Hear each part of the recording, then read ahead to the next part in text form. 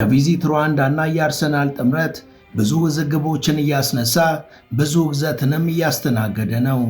8ኛ ዓመቱ ላይ የሚገኘው የአርሰናልና የቪዚት ሩዋንዳ የስፖንሰርሺፕ ስምምነት የዜጎች የዘውትር እልቂትና እየተዘረፈ ያለው ሀብቴን ተንተርሶ የተፈጸመ ስምምነት ነው በማለት ዲሞክራቲክ ኮንጎ ክፉኛ እየተቃወመች ነው።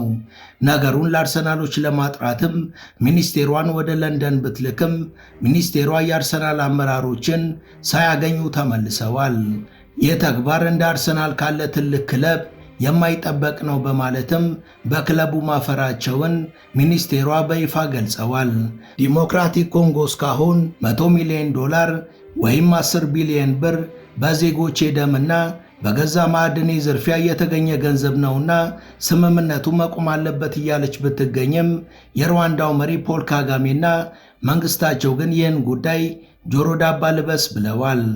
ይባስ ብሎም ከአርሰናል ባሻገር ከጀርመኑ ባየር ሙኒክ፣ ከፈረንሳዩ ፒኤስጂ እና ከስፔኑ አትሌቲኮ ማድሪድ ጋር ዘርፈ ብዙ የስፖንሰርሺፕ ስምምነትን ፈጽመዋል።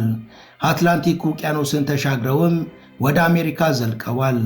አሁን ላይ ግን ይህ ጉዳይ እስካሁን በቸልታ መታለፉ ለኮንጎ መንግስትና ለኮንጓውያኑ የእግር እሳት ሆኖ እንቅልፍ የነሳ ጉዳይ ከመሆን ተሻግሯል።